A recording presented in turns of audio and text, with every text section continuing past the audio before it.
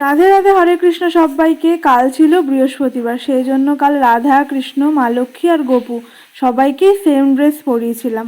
এখন আমি গোপু সোনার ড্রেসটা খুলে নিলাম আর এখন গোপুকে স্নান করাবো।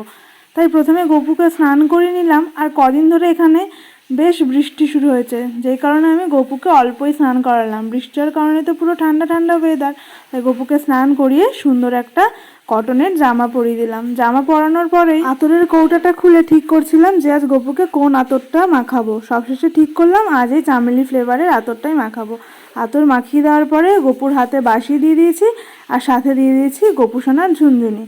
তারপরে শিবের মাথাতে জল ঢেলে নিলাম। আর আজ দেখো গাছে কত ফুল ফুটেছে, তাই আজ গাছের এই ধুতরা ফুলটা শিব ঠাকুরকে দিলাম। আর বাকি ফুলগুলো সব ঠাকুরের পায়ে নিবেদন করে এখন আমি ভগবানকে আরতি করে সবশেষে আজ প্রসাদ নিবেদন করলাম। আজকে প্রসাদে ছিল নাশপাতি। আজকে মিনি ব্লগটা এখানে শেষ করছি। রাধে রাধে।